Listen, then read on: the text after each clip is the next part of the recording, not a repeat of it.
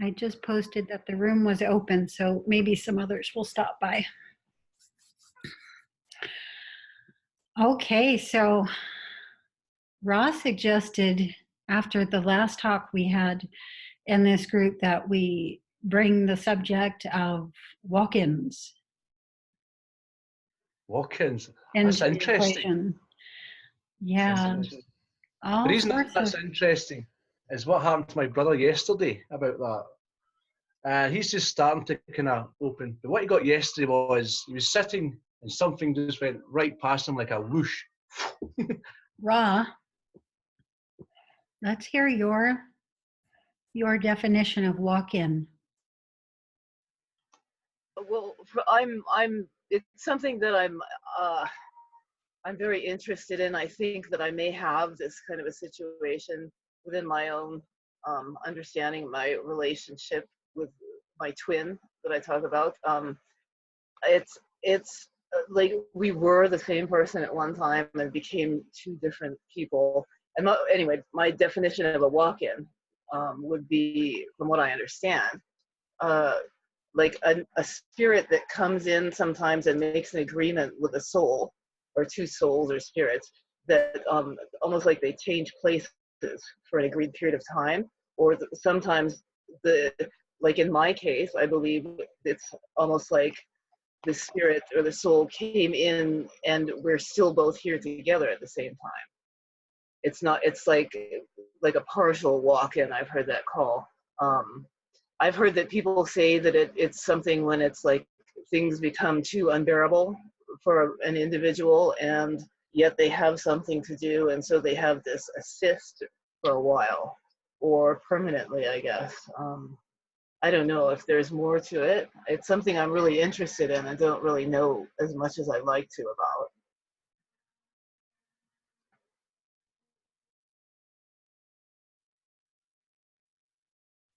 So So is yeah, this some guidance or something, a walk-in? say that again, James. I'm sorry. Is that some form of like a guidance element, a walk-in, a help out, an assist, something like that? Well, Would that be a walk? it can, yes. Um, the term walk-in has a lot of different definitions to it, and so yeah, a lot of different situations could apply. Rod just gave us one. Just to go maybe a little further into that, the most common definition I find of the word or term or concept of walk-in is, yeah, when the soul in the current incarnation and the current human form, uh, it can no longer go forward in its own process. It's either reached a breaking point or it was the point at which the person was going to do what we call die anyway. Um, that soul leaves the body and another soul comes in, goes ahead and takes over the lifetime from that point forward, which either would have terminated there in the first place, because that's again where that soul was going to complete its life experience or otherwise do what we call dying, um, or which is sometimes, by the way, through suicide. So rather than that happen, because the biological structure, all the independent consciousness cells that compose the body can very definitely still continue in its evolution or their evolution of experience, yeah, a new soul comes in and allows that to take place. And in that event, there's often no recollection that it has even occurred of the new soul that's in the body because it has all of the memory associated with that body structure. Yeah, it's just like an essence change, but you still got the personality to work with, sort of thing. Yeah. Yeah, just a minute. I have to fix myself. I'm sitting here in a wonky position and I've been here for 2 hours now, so maybe I'll do this.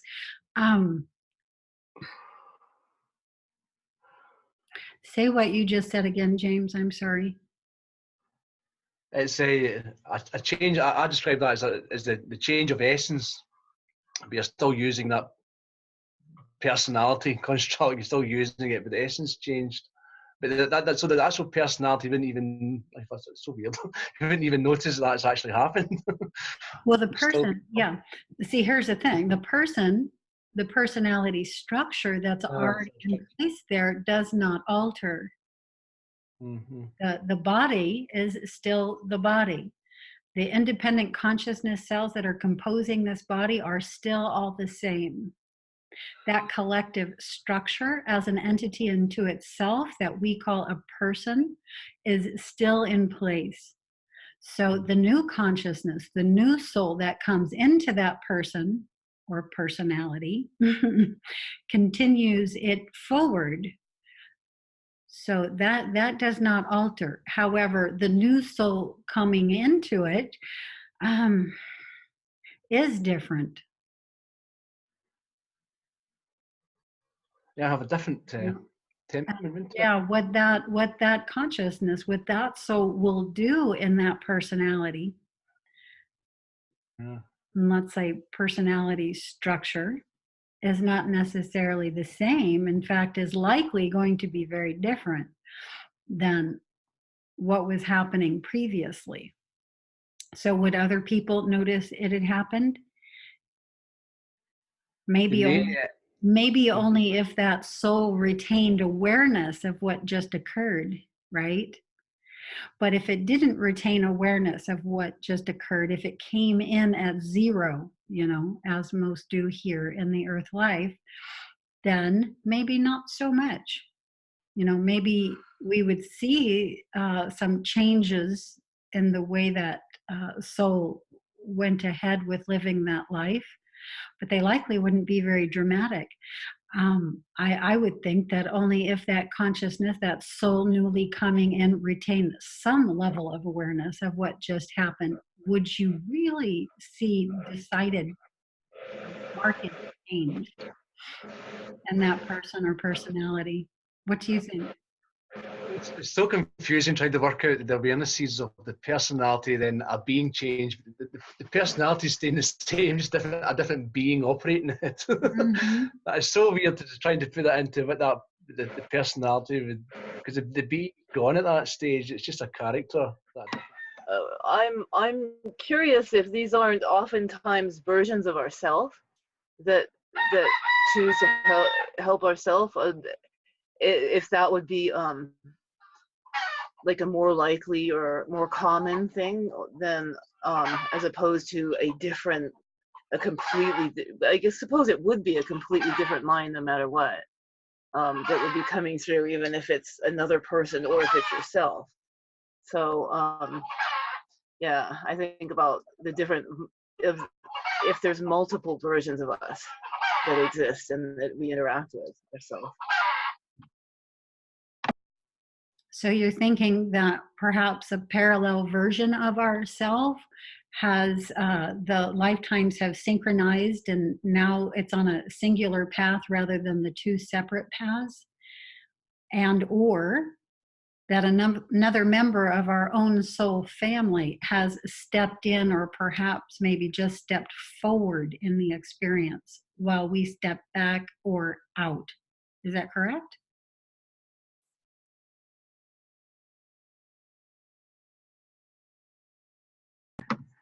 That's kind of what I'm thinking or inclined to understand at this point.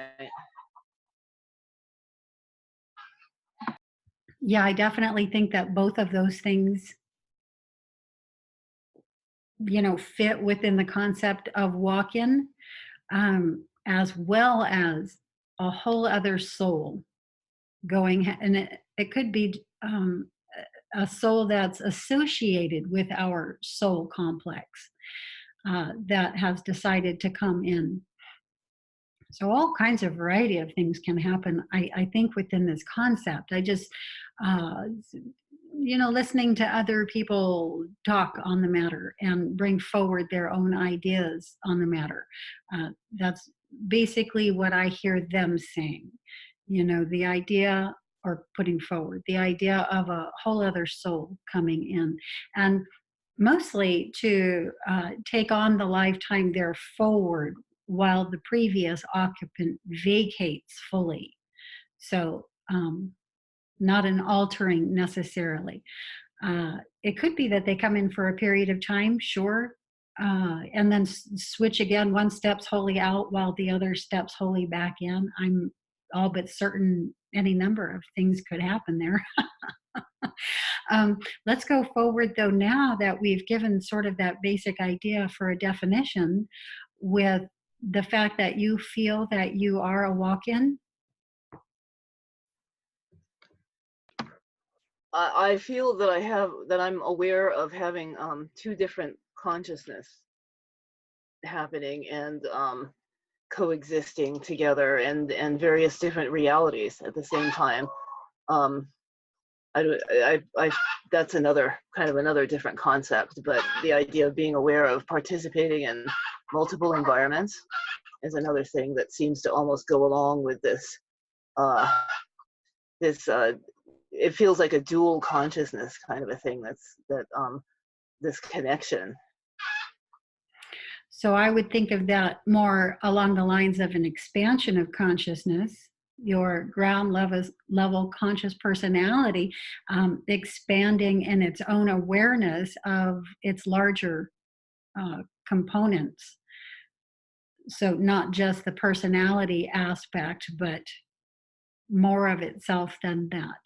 Now, I wouldn't necessarily think of that in terms of walk-in, although you certainly could. Yeah, let's ask James.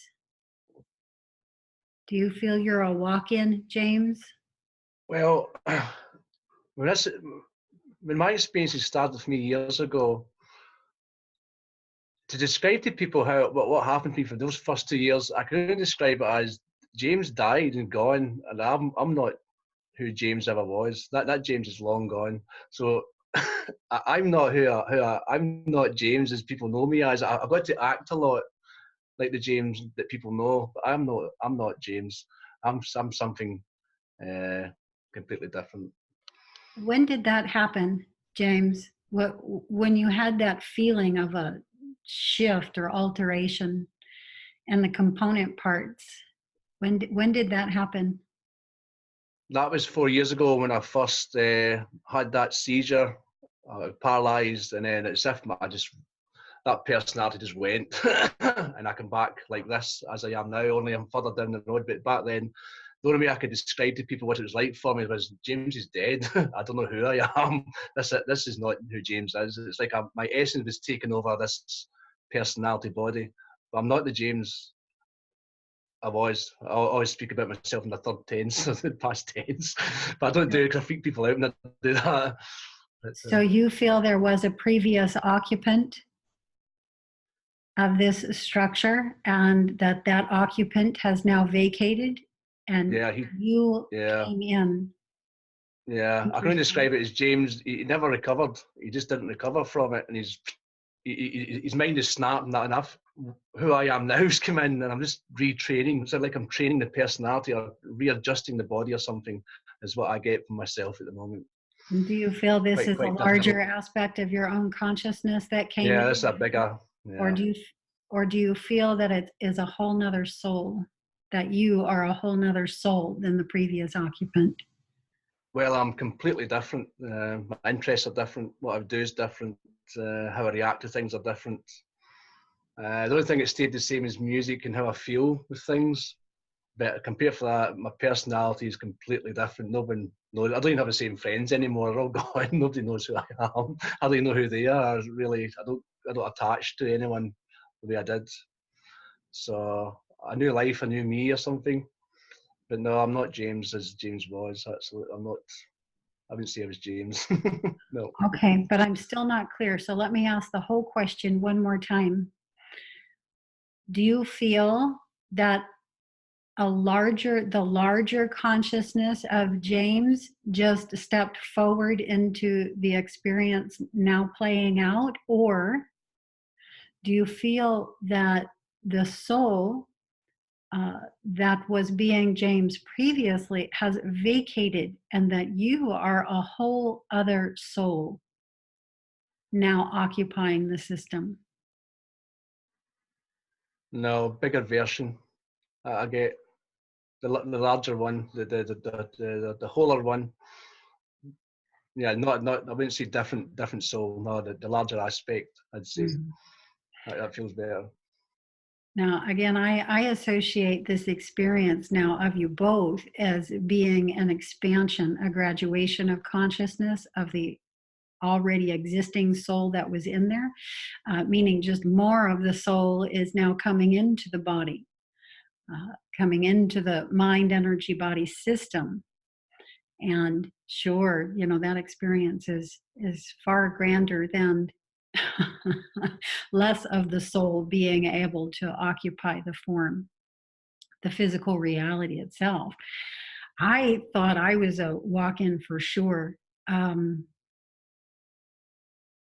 The person that I was when I came in as an infant, toddler,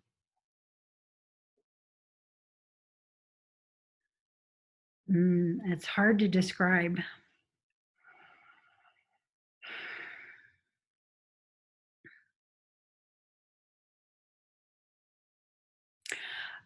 I had not a lot of, if any, awareness of boundaries, of free will, of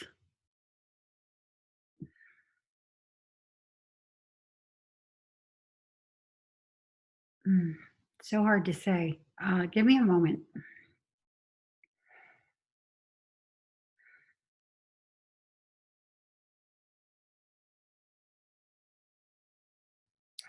Self was the sole focus, but not what we would call in a positive way. I had actions and behaviors that I can remember. Uh, it wasn't a lot, it was just that it was there. But actions and behaviors, if I wanted to know something, I got that information in any way possible, even through what we would consider manipulation. So, um, yeah, there was just a lack of awareness of boundaries, of separation that wasn't there. Uh, Self was there. I was there. I was the fundamental thing happening.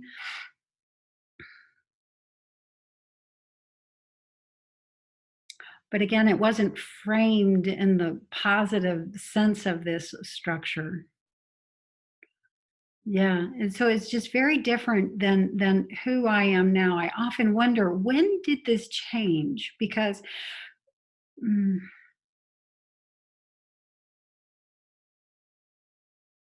yeah, very different now than then. I still don't have an excellent sense of boundary, mm, but I absolutely have more of an awareness or sense of free will, and that seemed to have been absent from. It's almost like I went through a schism or schematic, um, a spectrum of myself, perhaps starting with the reptilian brain and that whole program, uh, and almost like I was working my way through the variants, um, in my structure. I think I've mentioned to you before that the deepest innermost aspect of the component parts composing this structure you're seeing in front of you now is Arcturian. There's an Antaran, there's an Andromedan, there's a Syrian, and an Anunnaki being. These are the ones most prevalent in my awareness. And it's almost like I went through, yeah, like walking through a rainbow.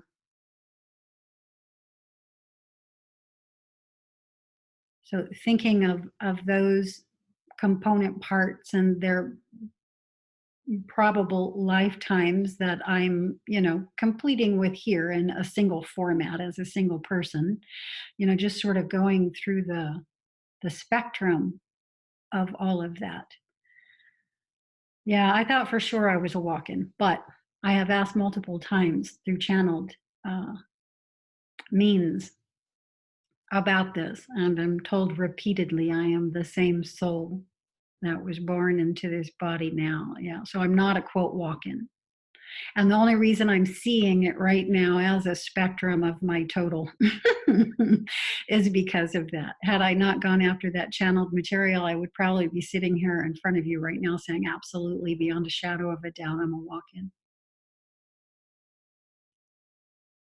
Yeah. So how do we determine? If you come in without the awareness, how do we determine? I don't know that there is one.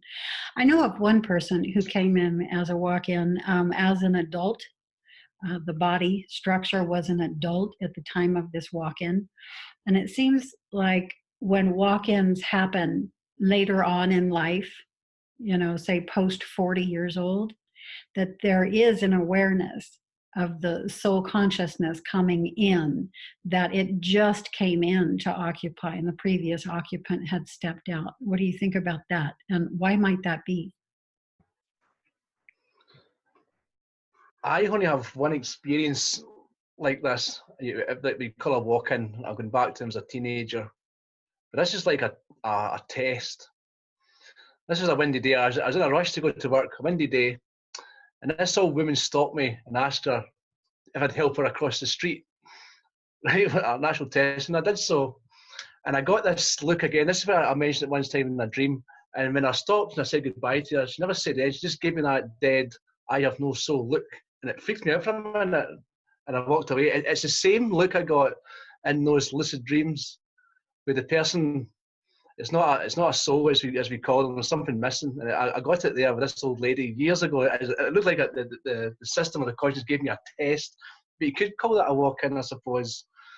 Maybe the system itself is playing characters for us or something, coming in and doing things to test us out, put us under lessons, give us something to do.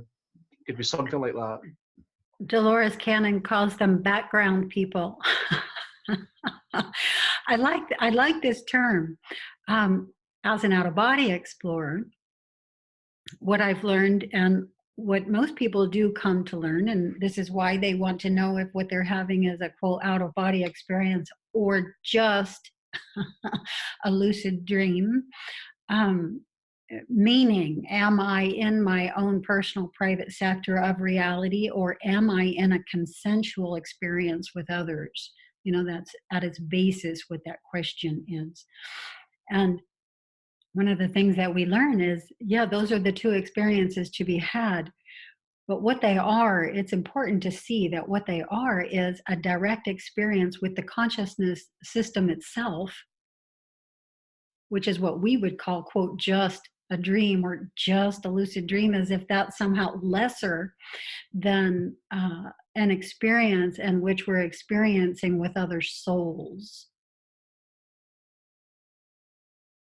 which is what we call consensus or consensual experience with, quote, others. So yeah, it's hard to distinguish. I don't know that it's possible to distinguish amongst the two, but I do notice that when I'm experiencing directly with the consciousness system itself, that there's backdrop people. They're there to sort of dress the environment, but there's no one home. However, well, until you go to interact with them. And then when you go to interact with them, maybe perhaps the consciousness system animates that one to interact with you. But that's literally all that's happening now. The consciousness system functioning through souls that consensually experience an environment is not a lot different than the consciousness system itself directly experiencing with you through interaction. And so, how do you distinguish the two? Why are there the two? Why did the consciousness system, consciousness itself, comprise, design, animate a soul level of consciousness to interact with other soul level consciousnesses? It's a fascinating question. And what does this have to do with walk-ins? How how would this fit into that concept? Ra? For myself, it was interesting when you were talking about your childhood, and I, as far back as I can remember with myself, it was this excuse me, this feeling of things not being right. Something's very, very, very wrong about this whole experience, about this body, about being everything. And there was also a very dramatic point in my life when I knew that this other consciousness came in, and everybody else knew it too. It was like, everybody, you're not the same person anymore, you know. And of course I am, you know, but I was told that by many different people. But I'm not, I'm not experiencing things this through this the same. It was like almost like having a filter before and after. There was a dramatic change in the ability to understand and process things. And I've often wondered with my own self as feeling an understanding of reincarnational lives before, that it feels like I'm the same person playing the same different bodies, different worlds, making the same mistakes again, going into the same tests and trials, and running into the same bunch of characters and having problems and getting out of it and learning lessons and making the same mistakes again. You know, and I guess that can change at any moment. I can alter the course of that if I'm aware of it, but it seems to want to always go into this pattern over and over again for some reason. I'm not sure. I may have got really off track with that. What is that pattern? And two, do you have any loss of memory, loss of time in your life? Is there a period of time that you absolutely can't recall at all? Both me and my children's father had 2 days of missing time.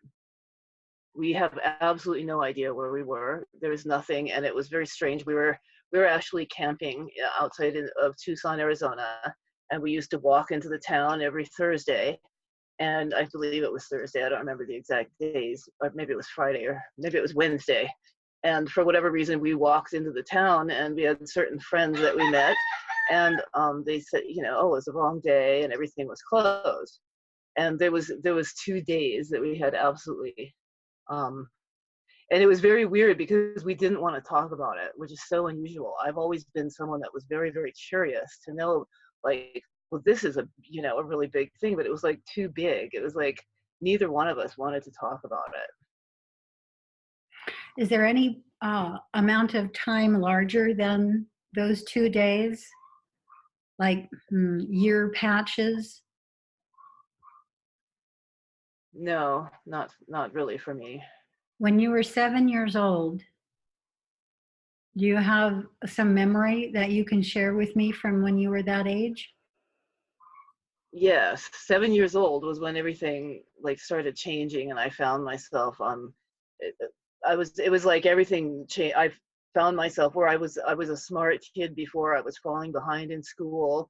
I was becoming very aware of peer pressure. A lot of I didn't understand the teacher. I was having problems at home as well. There was a sensitivity that came out at that age, and I remember I had this shirt that I absolutely loved to wear, and it said, "I hate pollution." and I had this definite idea about something that I wanted to be, you know, and certain ideas that were very strong at that time. That's what I remember about 7. You were going to tell us about the pattern that you're repeating.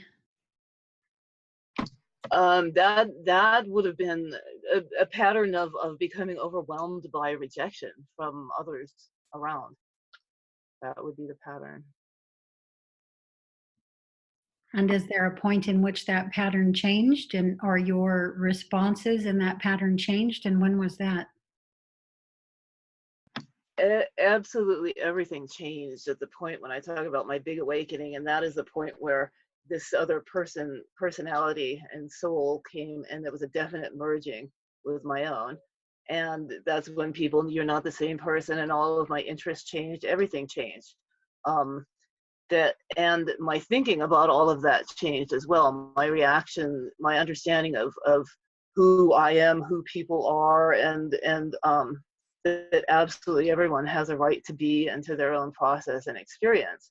Mm-hmm. And it doesn't pull me under at all anymore if someone, you know, tries to, you know, well, you're not one of us, this sort of thing. And how old were you, and how many years ago was that now? Well, everything really began around 2012, and Okay. yeah, so I was, you know, at late 40s. Okay, James, what about you? Let's go in, because let's go into this out of body experience question, and whether we're interacting directly with the consciousness system, or whether we are in consensual realities interacting with other soul levels of consciousness, and what this might have to do with the concept of walk-in. Is there anything coming to you on that? I'm just getting lessons. It's just lessons, especially coming in from the system. It's mostly what I get. I wouldn't say I interact with any solar beings, an essence of myself, but mostly my interactions are coming from larger systems. I can't nod or get any information about other soul beings, as you would call them, or even groups of beings in the galactic sense. I don't seem to get that information. It seems to go up further, and I'm up in here, but I'm not getting souls or anything like that. In terms of the backdrop people and the experience that you had of the woman who didn't seem to have anybody home. That's the only time I've ever seen it. I've never seen that again since then. But I seem to be able to see inside people. You know, if you're here or you're not from here, sort of thing. It's a deadness. I see deadness. I don't see any life. Is that feeling of life as we would interact? If there's no soul level of consciousness present in the person, what level of consciousness would be present? I can only say the system itself playing a non-player character, as best is defined. A non-player character popped in to give you a little hello or a poke or a test or something. As So not a I'm as zombie, understanding it. not a zombie, not some No. weird anomaly, but consciousness itself. Yeah, and then Yeah. why might it interact with you in that format, as though, quote, no one were home? What does it do Well, to you? What does it in make that you think? circumstance, What are you creating with that experience? What that ideas? experience, it goes exactly what we get where, you know, we're here to evolve, we're here to be tested, our lessons, how we react. Would I stop and help this old lady when I'm rushing to work on a stormy day? And I did stop and helped her across the road, like a test. Would I stop and help this old lady, even though I'm rushing like hell? So I think it's just tests, lessons, something to, because you get a lot of this in your dream states, but it actually happens with that sequence, I would say, in the physical state as well. It'll come in and give you a situation to respond to, I would say. This is another level of the dream state. This is the physical is another level of the dream. So sure, lots of lessons here. But how are we going to tie this into the theme of walk-ins? And how are we going to lessen people's fear about that idea, about the possibility and even probability of certain souls coming to a point of completion here in this life at a time in which, again, the consciousness cells that are composing the body and those consciousnesses as a whole, as a single structure, um, not having completed yet. And another consciousness coming over to, one, give them the chance to do so, and it the chance to do so as well. James, have you had ET contact experience? Just with the lights, and in a dream with a reptilian lady, human, but her eyes were reptilian eyes staring right at me. That's no, nothing major like that. Just an awareness of elements, but not a full-on experience like you guys have. Just very, very small, like that. But I do have awareness of that's taking place. But not ET in that sense. More connections, yes, but I don't know how to describe what I connect with in these ways. So I kind of listen to you guys talking about what you're getting, how it's working for you, and how I feel about what's interacting with me. But I've not quite got to that big experience yet. No. You are experiencing things fundamentally in the physical reality. However, you're feeling the contact of something non-physical with your physicality. And so do you want to describe what that is, what it feels like, who you think it might be, what's helping you with the runes, the information flows that come to you through those means of the runes of the tarot, who's fundamentally behind them? Do you have any ideas?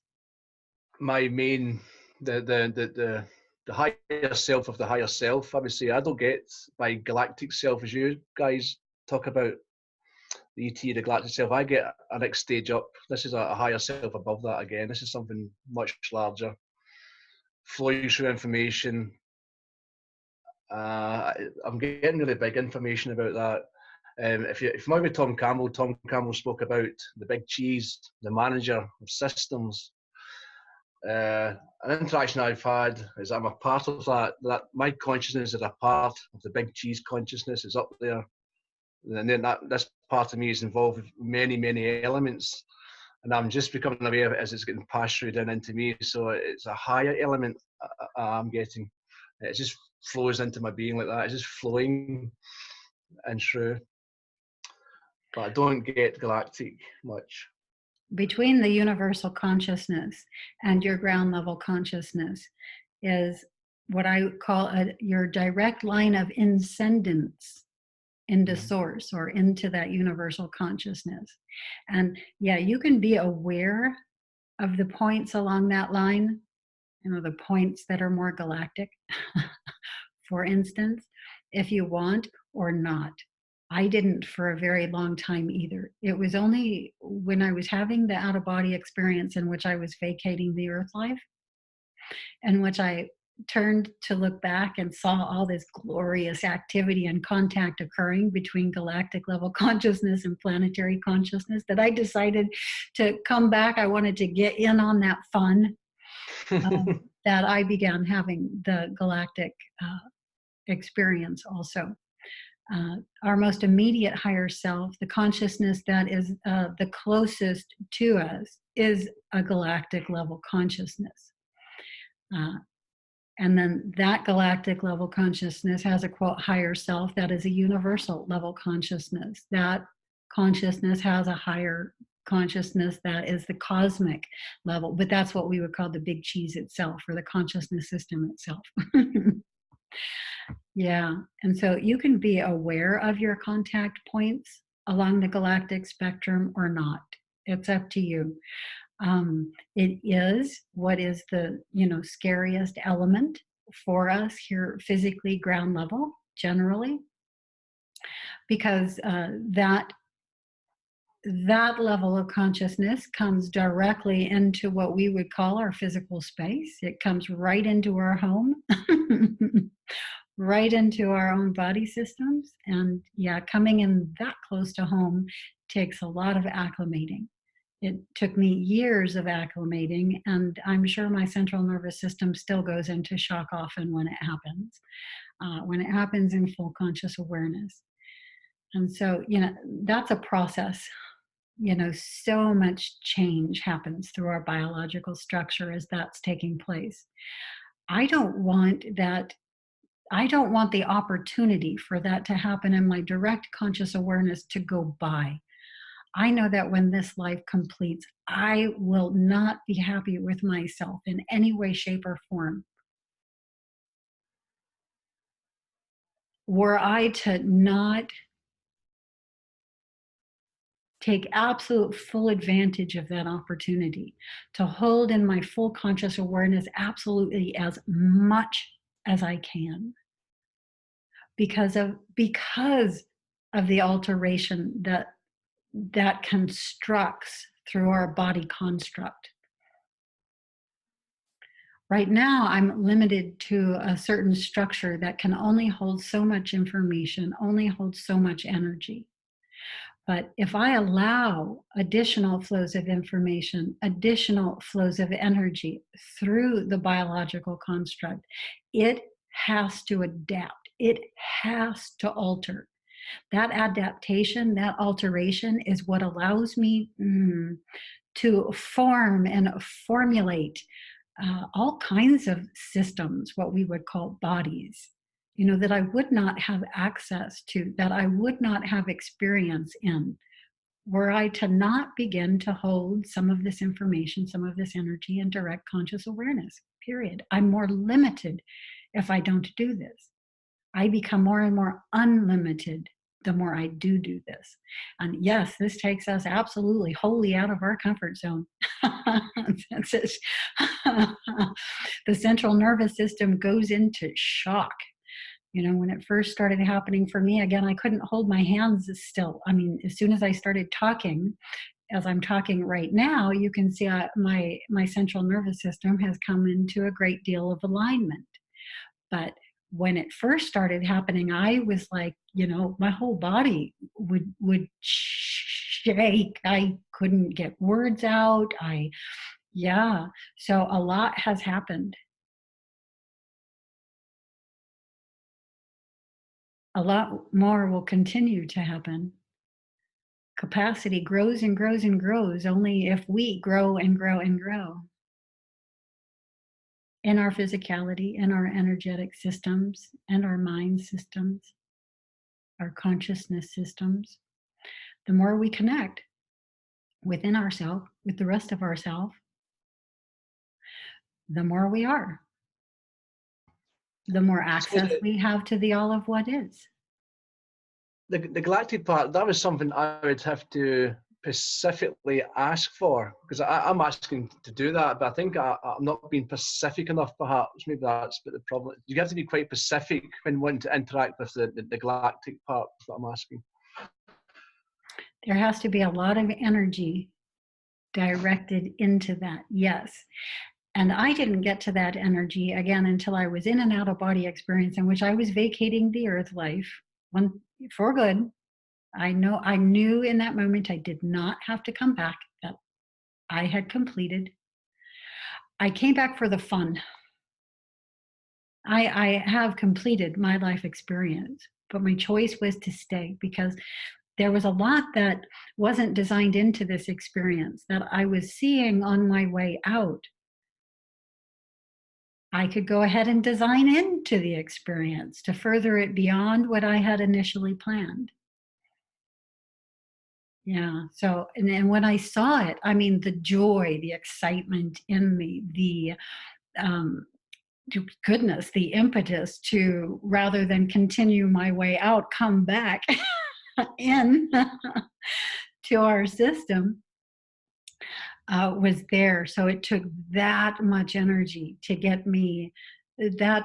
So the interest only grew at that moment. The energy from that interest only grew at that moment. So yeah, I don't imagine it's an easy thing to do purely ground level.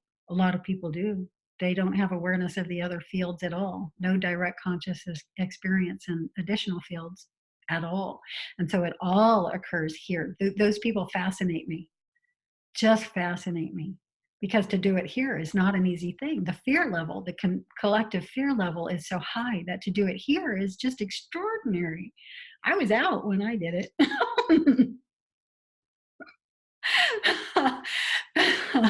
That's almost a wimpy way to do it, you know? So enjoying the awakening process, the masses as they come up from the ground up. This is a good thing to experience, to see. Oh yeah, you guys So I fascinating. think doing all these things and just seeing us having it and aware of it, this is all taking place. It is quite exciting. It is a good laugh. It's Yeah, fun. I me understand why you come back. and those who do it the way that I did it can bring in the absence of the fear, and that's how we're helpful in it. But those who actually activate it from ground level, almost purely from an experience ground level, yeah, just that's extraordinary. Because No I easy activity feat. those months back when I was experiencing the darker parts, I was like, wow, man, that was terror for months. But you guys helped that. You guys helped me out of that stage, the shadow parts, whatever parts that was. But yeah, that was priceless. The help that you did and people did to help you through these stages as that gets you confront these parts, these darker parts of the fear parts. As you confront that's terrible. And Mhm. without the guidance, I think people are in trouble without that kind of guidance. Let's talk about this because that's what we are confronting ourselves. And so to be able to confront ourselves, and this is what scares most of us, that this is ourself. It doesn't scare us as much that it's something else as it's ourself that we're going to be confronting. This is what has most people, pressing on the brakes as hard as humanly possible. And so what are some ways that we can begin to confront ourselves in easy, comfortable formats to begin expanding out into the idea of who we are galactically, who our galactic level of consciousness is, and our immediate higher self? What are some ways that you have already begun, Ra? um for me, getting the whole idea of not being in a comfort zone, I honestly, I'm so far out of my comfort zone with different things that I'm doing, and stuff. It's like ridiculous. I was absolutely terrified to show people my paintings in the beginning, believe it or not. And it's become to where it's like I don't care if they laugh and everything else. But That's one way that you are confronting yourself, painting yourself, putting it right there in front of you so you can see who it is. You may be having an easier time bringing in your twin than you might have your ground level self. So, sitting in front of a mirror and eye gazing with your physicality, with who you are physically, might be a way to advance your own process through this. What do you think about that idea? it's interesting that you brought that up, because I have this something that I'm working on that has a mirror that's right across from me right now. And before this morning, I was in meditation a little bit with my eyes open, and I was just kind of gazing into the mirror, but it's a little bit offset and everything. And that's one way that that brings in the different understanding, or opens things to, as far as like viewing and that sort of thing. You are a mirror. Each of us is a mirror to our own inner being. So if we do some eye gazing upon our physicality, our physical self, the layers of our vision will begin expanding. Our range of vision will begin expanding, and to usually the layers closest to us. You will begin to see your people, who you are in other incarnations, is generally how it might start. Because something that comes through that's too shocking, that's too much information, too much energy for you to handle right now, will cause you to close the whole thing down. And so you may begin seeing lifetimes on Earth-like planets and very Earth human type forms. And if you keep gazing, you'll notice it very quickly deepens and goes to the galactic level.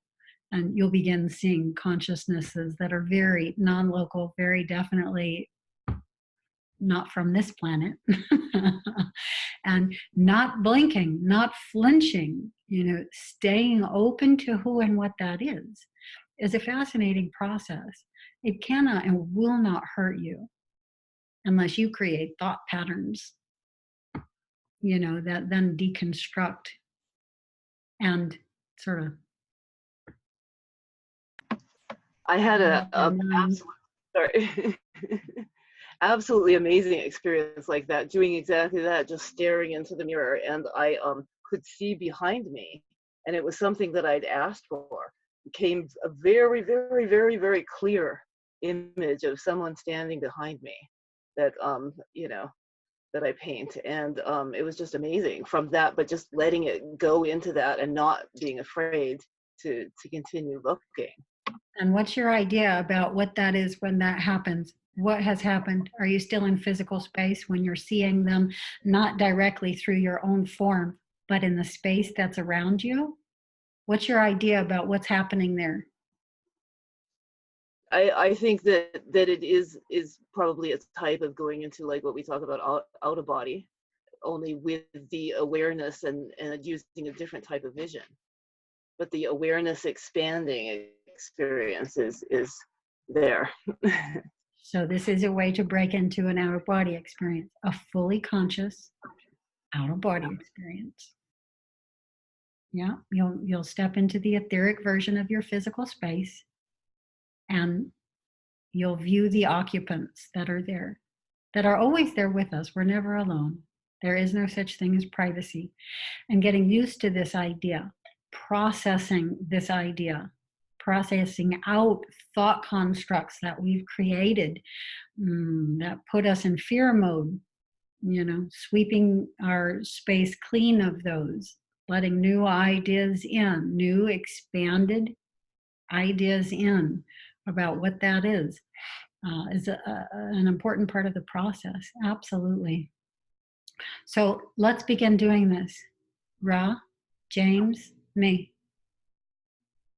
Shall we begin mirror gazing tonight?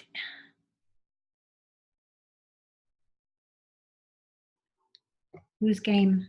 Metagame, is that bringing it through the mirrors? Is that mirror gazing you're referring to there? Sorry. My brother spoke there, I missed that bit. I missed a bit of that. Just blame me. Is that mirror gazing you're referring to there? Yes, mirror gazing. Mm-hmm. Yeah. As a means into a conscious out-of-body experience with the precise purpose of seeing who we are for deeper levels of ourself, planetary, galactic, universal, and cosmic. These are the layers of ourself. The cosmic sphere is what Tom Campbell refers to as, quote, the big cheese. The universal level is the consciousness system. The galactic level, your higher self, or what he calls the IUOC, individual unit of consciousness.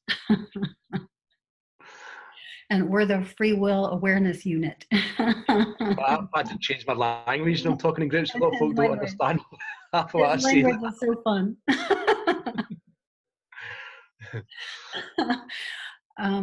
But these are the layers that you'll come in contact with. So, mirror gazing, starting tonight. Are we each game?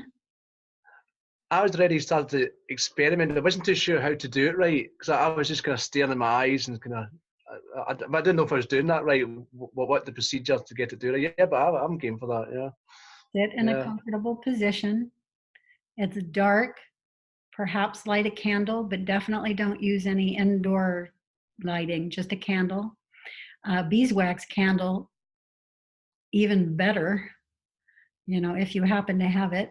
If not, just use a candle. And then, yeah, sit in front of the mirror, sit in a comfortable position, and gaze into your eyes and don't look away. Gaze into your eyes and don't look away. The more concentrated the mind becomes, the less you will blink. Okay, so the eyes stay open and the information comes through uninterrupted. The blink interrupts the flow of data. So this is how we remain in physical space. We interrupt flows of data and we get a, quote, linear type experience of reality. But when the eyes stay open and the mind is concentrated and the eyes are not blinking, you've entered a whole new level of reality. And this is how the flows from the different layers can begin coming through, again, uninterruptedly. For periods that are long enough for your conscious mind to grasp some detail. And the idea, because you may be shocked by some of the things you see and you may blink. So you can immediately come back to physical space anytime you want. A simple blink does it. Okay. Your system, your fight flight system, you know, is fully functioning and active here in physical space. So have no fear about not being able to handle what it is you're seeing. And no, it's you. Be fascinated by the fact that it's you, not fearful of the fact that it's you. Fascinated by the fact that that's you. Wow. Holy wow, kerpow. Like everything that you see, just immediately have the thought, that's so cool. Like, really deconstruct old thought patterns, you know, that take you into fear. Construct new thought patterns that take you into awe, just pure awe, fascination, magic, wonder, curiosity. You know, that's how we're going to grow. That's how we do grow. That's the only way we grow. Okay, so I'm gonna begin tonight. Beginning at sunset, the latter end of sunset is ideal.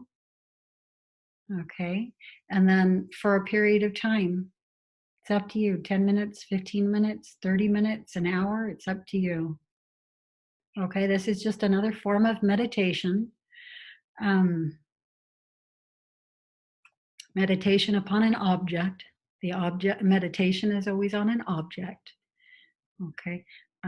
The object is you. The objective is you. The question, who am I? And yes, you really have to want to know. There's a lot of fear in the way, you'll only get so far.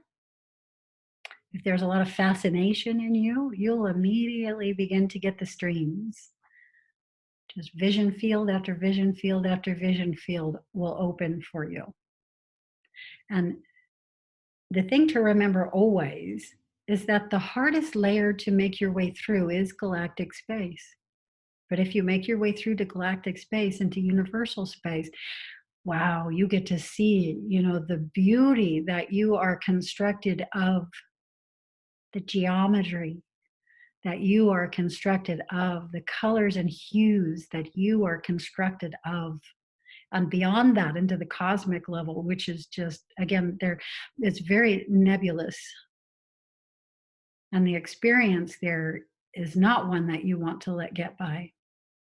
That's why most people do start there. They say, oh yeah, my awareness jumped galactic space out into universal space. Yeah, that's not so close to home. Yeah, so like that's not touching us as much as galactic space is. So yes, learn to make your way through galactic space. Your gaze is directly into your eyes. Don't be afraid to see who you are. Be fascinated. If I can make it through my Anunnaki self, you guys can. There's nothing you can't make it through if you can get through that. If somebody else can get through that.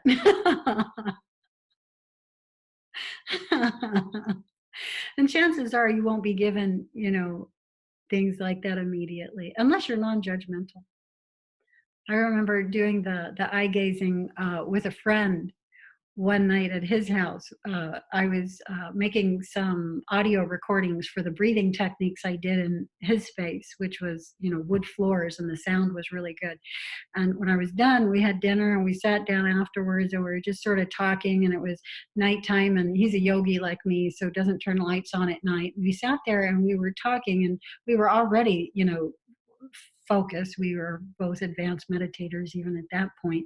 And I was like, wow, let's do this more formally. Let's stop talking. And yeah, just he was very reptilian. Well, I mean, yeah, some very hard facial features to see. But yeah, I'm just always so much more fascinated. You gotta have fun. If you're not having fun with this, don't do it. If you don't think you can have fun with this, don't do it. If you don't want to know who you are, definitely don't do it. But if you do, absolutely do it.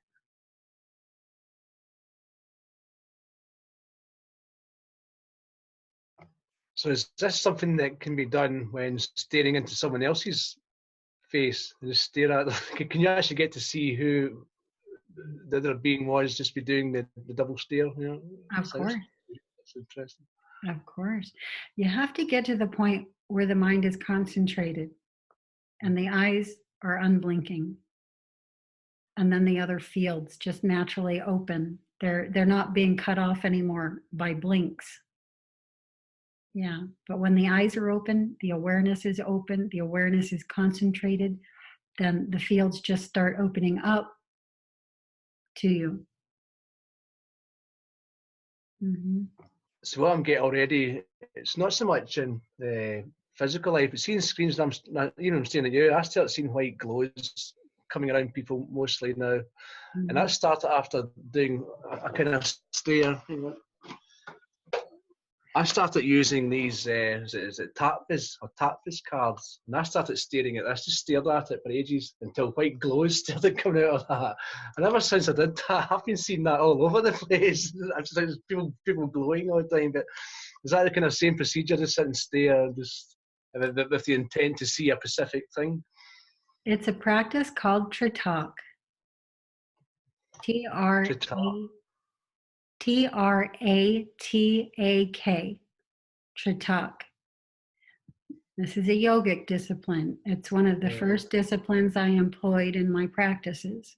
And this is how my range of vision began expanding, because I was practicing Tratak. And there's more formal, more physical levels of that practice. And then there's levels of the practice that open up beyond the physical. Physically, you would, for a period of, say, 2 minutes or less, take your gaze into an object, such as the one you just showed, and you on purpose, you physically don't blink. You don't let the eyes blink until the eyes water. So you are forcing them open manually with your will and deliberately not letting the eyes blink. If you do that for a period of time, at a certain point, the eyes are going to water. Usually, when you're very first beginning and the mind is not very concentrated, this will be within seconds. Okay, that creates a cleansing, and it deconstructs a certain barrier that's there. And usually these are just thoughts, a busy mind. Okay, when the eyes water, you close the eyes and rest. And you'll notice that you may, in front of your closed eyes, still see the symbol that you were focused upon when the eyes were open. This will be more apparent if, as an object, you're using a candle flame or some light source. The light sources came to me immediately and first. I wasn't interested in gazing at a point dot on the wall or someone else, the face of someone I loved or something along this line. No, I would be out at night and the street lights, I would just automatically become uber focused. Yeah, I would immediately go into uh, a state of pure concentration. The sun reflecting off of a metal surface would stop me in my tracks, even as a kid. I remember one time, this was one of the first times I consciously went out of body as a 6 or 7 year old. I was walking in the middle of the street, and the hubcap on my dad's Impala caught the sun, and just, I stopped in my tracks. I could not move. You would call this sleep paralysis. If I happened to be laying down, I was instantaneously moved into that state. And an event occurred. Although I didn't hold details, I held awareness even at that age that an event just occurred. And then I came back into physical space and sort of snapped out of it. And so the light sources were always what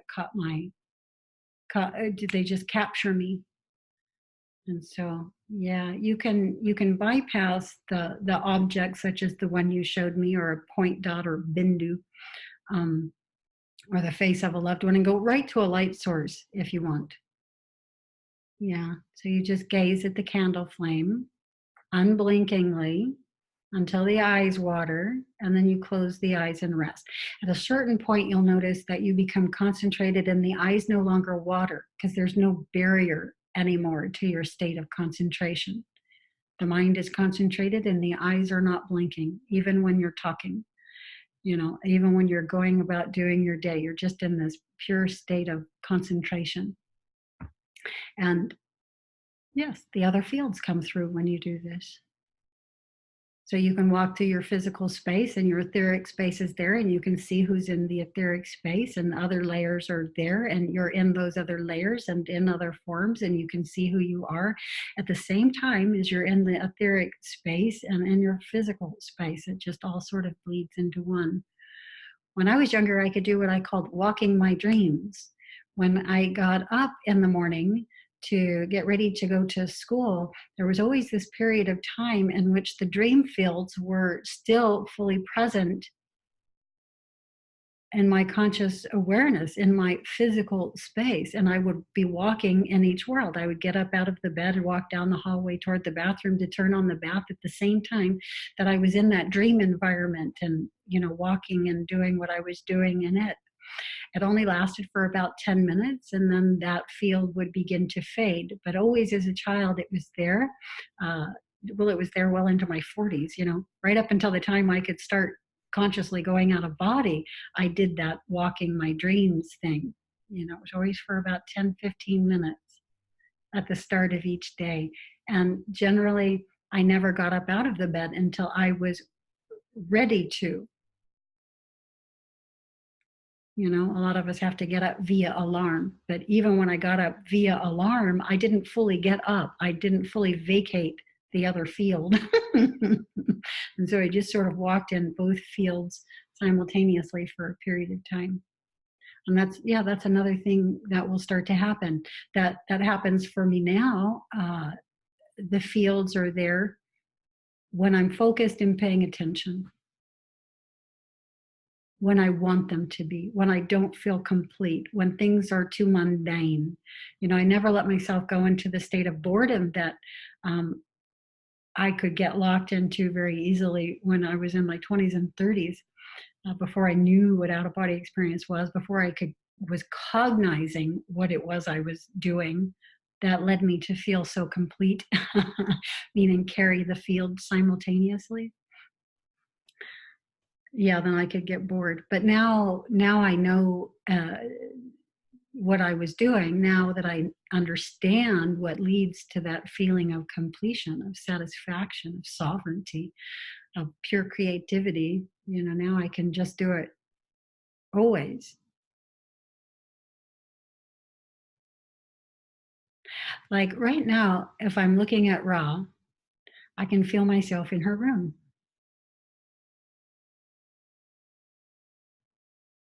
Like I'm right there. If I let myself focus on it enough, it'll become 3D surround sound and more physical. So we can enter each other's spaces. Same thing with you, James. I won't leave anybody out. If I just focus in a particular direction, I can be there. And this is what everything can advance to. So now there's no more feeling that you can't be there for people who aren't close to you. You know, that you're limited because you're here and you can't get there. You can, and you can. So your capacity to help again just grows. It's not that this is an irrelevant thing to be able to do. This is very relevant. I can be there with you if you want me to. I can be there with you if you want me to. You know, I can be there in the space even if you don't want me to, but if you want me to, that can enter your conscious experience and you can begin to detect me there, feel me there. And vice versa. You can come here by a point of pure focus. Yeah, I was going to try to experiment that because I wanted to experience things just coming into my field, just to get an experience of that happening, so just to get used to it, you know, and so I can understand what that feel. Because I'm a feeler, just to feel what that's actually like for other people to come into the field, just because I'm intuitive to feel things like that. Just to get used to that idea, because I've got so many feelings sometimes it's hard to distinguish, just so I can understand better what's coming in and out. That'd be quite good. Mm-hmm. The way you may be able to distinguish when another presence is in your room is by portals, because everything is a portal.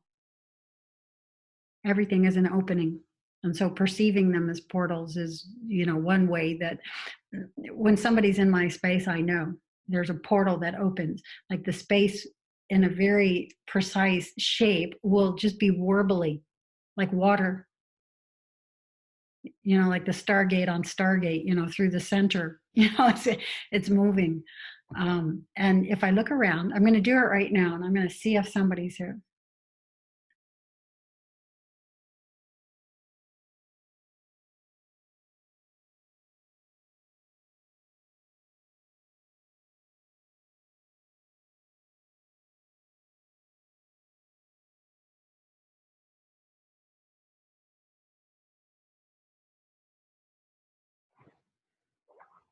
Nobody's immediately directly here.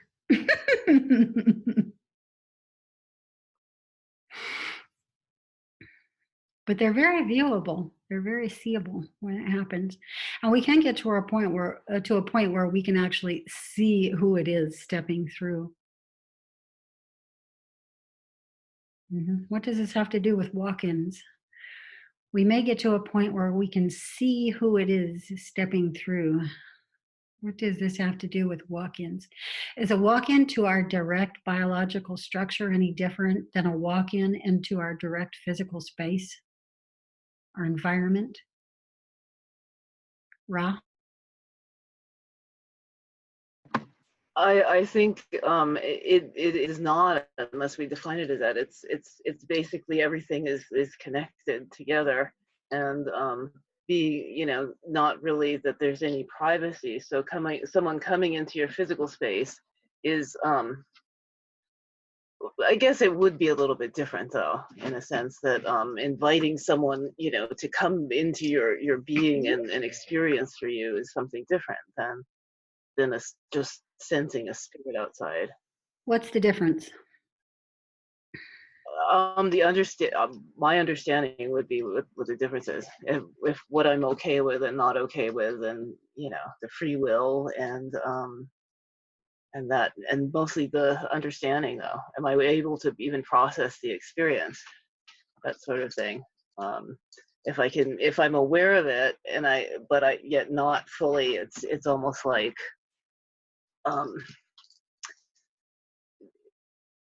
I don't know.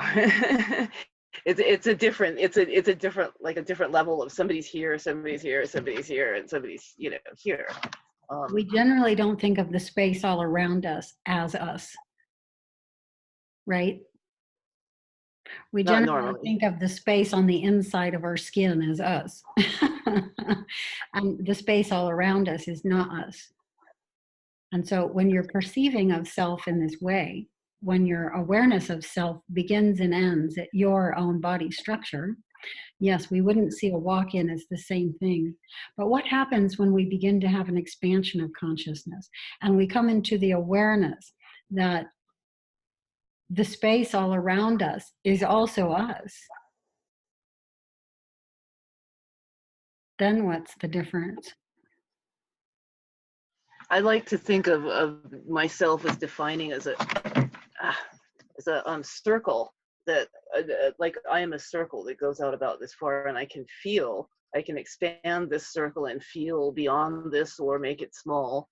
And there are certain things that cause everything to constrict, stress and things like that. But beyond that, it can also expand, and that's this is how I see myself, more than just a person that's, you know, confined to this body, more of a circle being.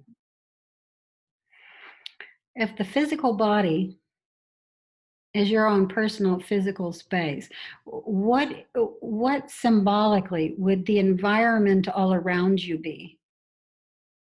Your energy body? Is the experience field all around you your energy body? Darn straight. And so a walk-in coming into your energy body is an idea that may be okay with you, whereas into your physical body, maybe not so much yet. What is your energy body? The environment all around you. What is your energy body? What's another word for that?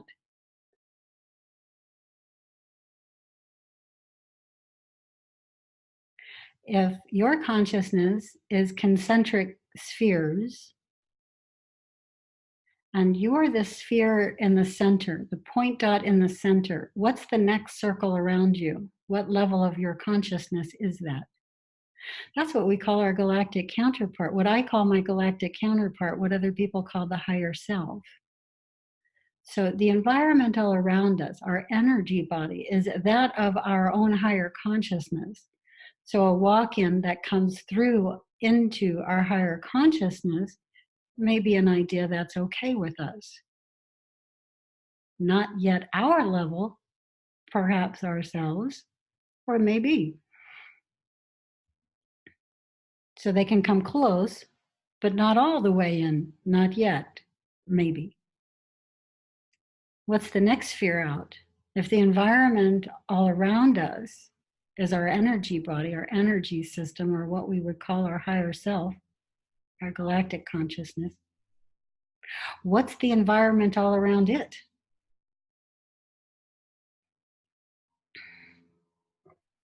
Well, it's not in the universe as I understand it. That's outside of universal perception. So my higher self would be the universe I'm perceiving, but outside of that is where it existed or something. If energy is fundamental to physicality, what's fundamental to energy? Mind. So that's the mental field, or what we might call space.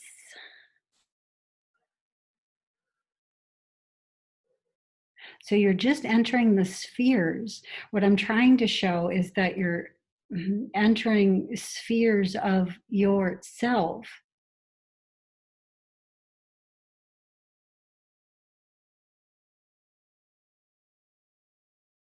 Levels of yourself. So when you're working through fear layers of where a walk-in can enter and where a walk-in cannot enter yet, where we're making a boundary and saying no further. These are helpful awarenesses.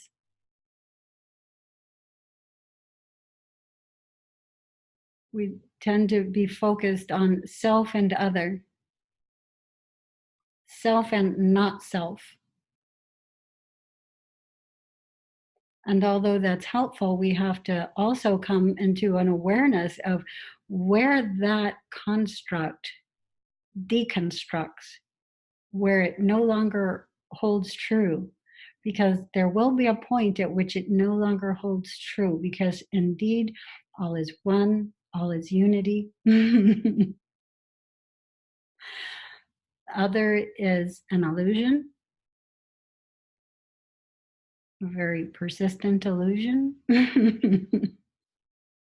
a very fun game. But there's a point at which it deconstructs. And if we can find that point in which the idea deconstructs, we can begin to work our way through fear. Dismantle fear so that curiosity, observation, pure observation, awareness, pure awareness, consciousness, pure consciousness can begin entering our direct experience. First and foremost,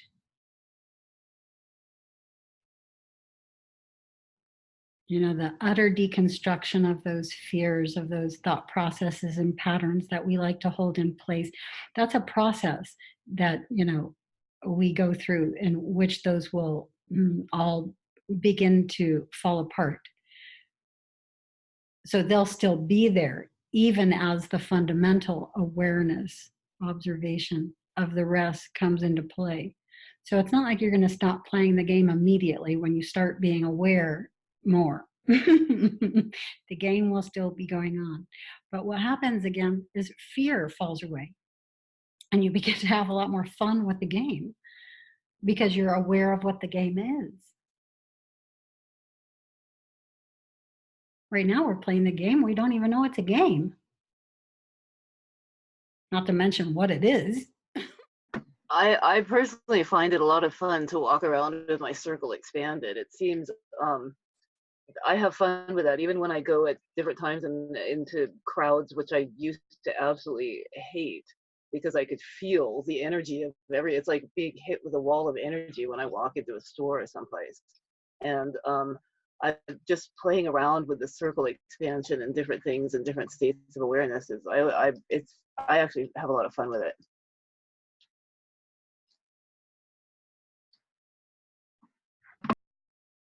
And how do we apply the concept of walk into that?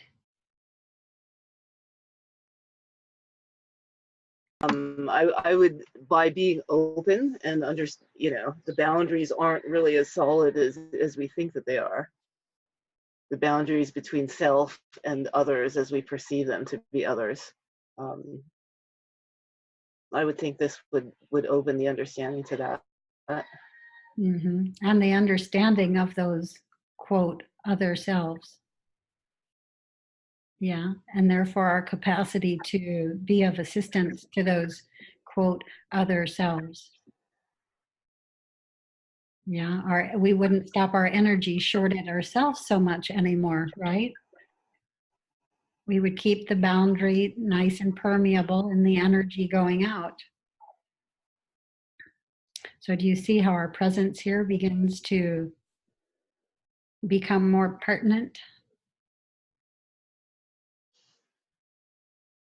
And this may be why at the very beginning of the talk, Ra, you were saying your idea of the concept of walk-in, and your initial idea was more of your larger self coming into your ground level self. Yeah, so this may be why that format of the concept is there foremost in your mind. Yeah. Yeah, there was a big difference from, as we were talking about, who was there before and who's here now, and the whole awareness. Yeah, and we know one of the ones that's there now is your twin, Ra'a. And let's see him again. Do you have him nearby? A painting? Let's see. This is a good one, kind of. I don't know if you can see it. I can. Oh, hold him right there. Move him back. Move him back. Okay, hold him there. Okay, thank you. I have to get a screenshot. That painting is, I'm showing how we are separated by distance physically, in a sense, but always together, always able to interact with each other.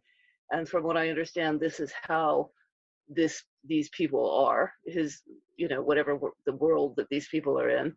This is how family is always together, remotely, but always together, always can come in the other's field and interact, and even though different places.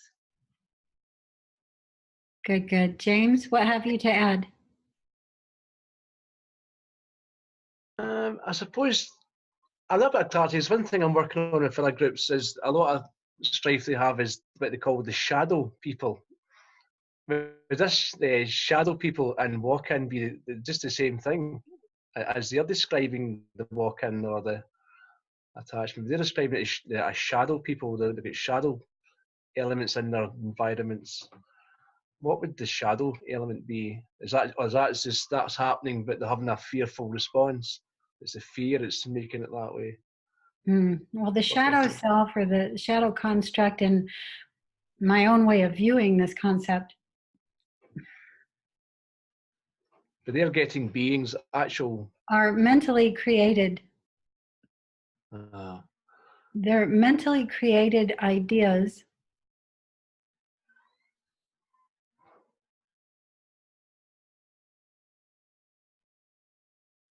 one moment. Would this be the active thought form element, perhaps? Something self-created? Yes, I'm trying to bring forward an example to help this be more understandable to the people who may come to view this. So, for instance, in my shadow, I can go immediately into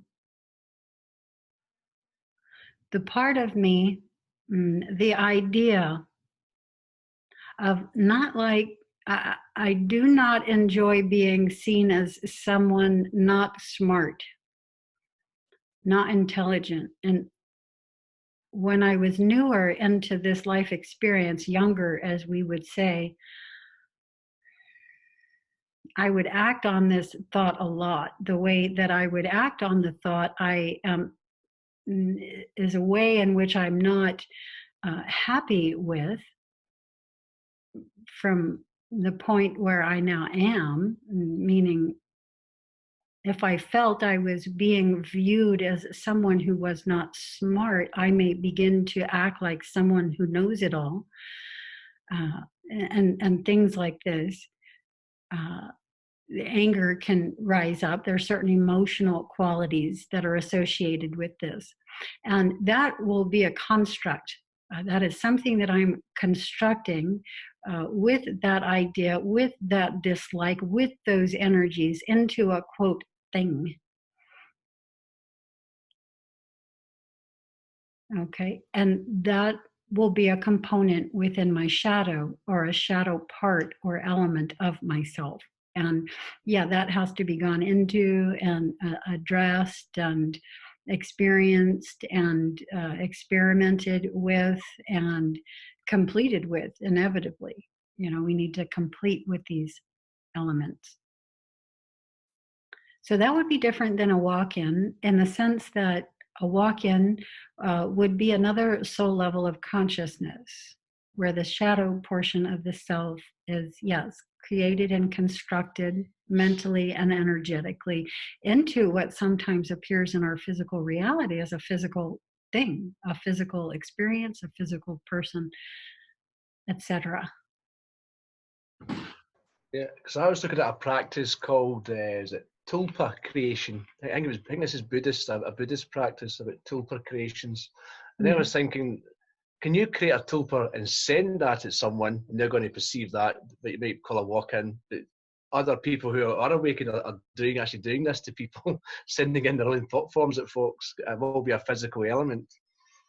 Or are they people with fear, and due to the nature of consciousness, they are manifesting what would appear to be a separate being in their space, but it's actually their own creation. Yes, thought forms can be brought fully into form, fully into physicality, yes. Do we want to do that? Do we need to? But it happens, right? Because if we hold the thought form in place long enough, it will form into our physical structure. Yeah. And appear somewhere in the visual field, in the physical field.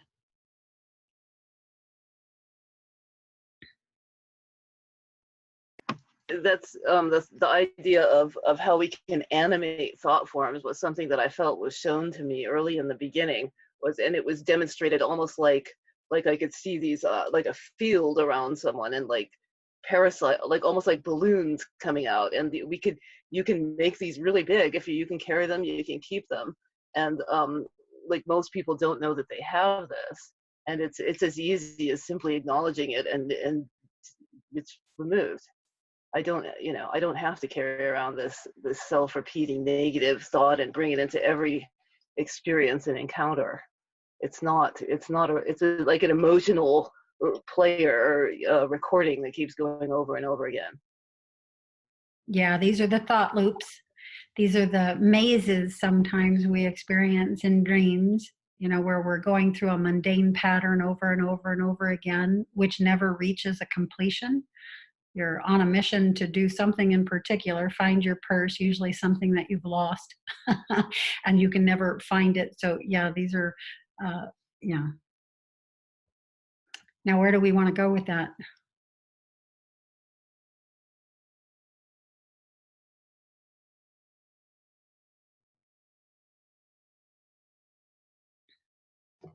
How does that, how does to that tell tie the into walk-ins?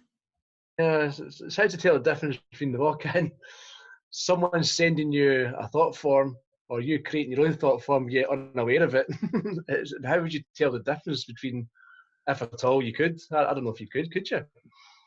It's challenging, although one will reach a point of disintegration and one won't.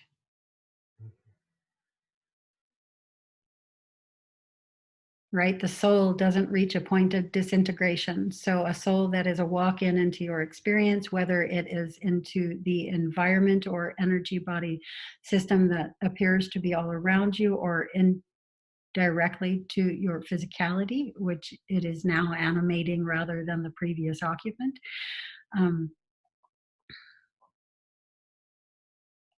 Yeah, they can both seem to not disintegrate, though, right? But one is there regardless of what you're doing, and another is there absolutely because of something that you are enforcing and reinforcing. A There's an thought area, pattern, an energy, and something. just as the area I'm working in, the generally referred to as a black magician, and this is one of the things that these people will do. They actually create the thought form and then send it at a target, and maybe somebody's even paid you to do this, and then send them in at target. But they're able to also hold that there because they're putting energy into that thought form, staying continuously there for you.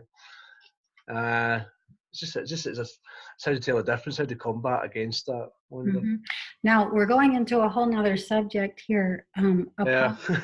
apart from walk-in, but it's a fascinating one, and it's one that is worth going into, I think, in some talk in one of the rooms somewhere in the future, because there are, in a duality system, in a dual structure, the concepts of light and dark, of positive and negative, of type 1 and type 2 beings, and activities and all of that they'll get into, and how we can be affected by them or not, how we can overcome them, what defines them, what is type 1, what is type 2, and all of that. But not really associated so much with the idea of walk-ins, because here we're talking about souls. And the soul level of consciousness is pure consciousness. It's an individual point of pure consciousness, pure peace and love, regardless of what role it takes on ground level, be it type 1 or type 2, positive or negative, light or dark. At the soul level, it's pure consciousness, pure love, pure light, pure peace. So it has no polarity to it. even though ground level, it takes on that role, at its own level, it's not.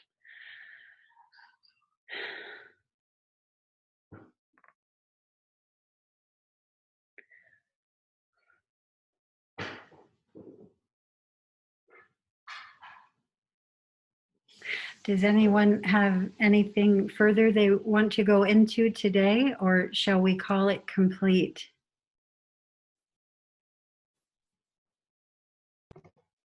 My brothers have turned up. Brothers have turned up, that's them back, so I'll probably need to go now. But yeah, I think that's all just now for me. I could talk a lot more, I've got a million things to talk about, about all that, but yeah, it's been there for hours.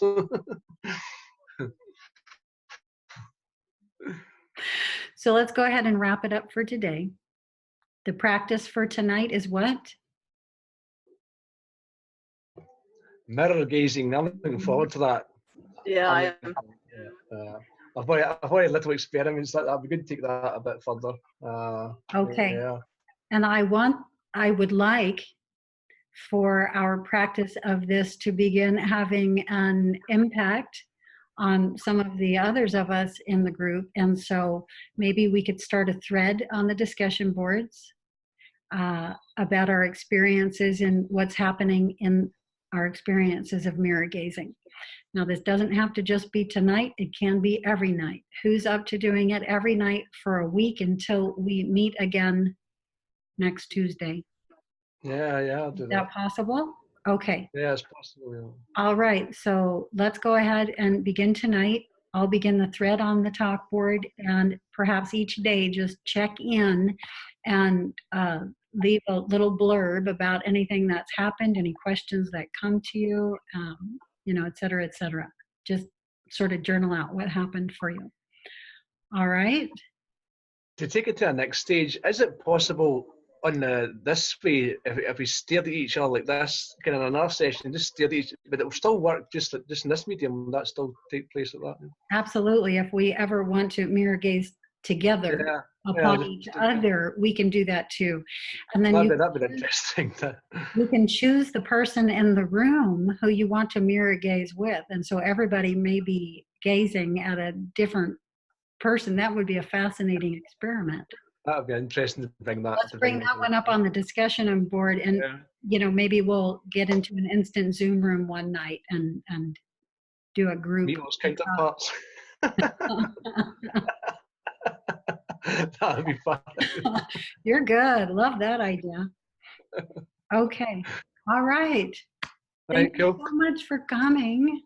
Thank you. And if you have any ideas for this room, the ET Contact Group room for next week, post them up for me. Okay. All right. All right. See you later. See you on the other side. See you on the inside.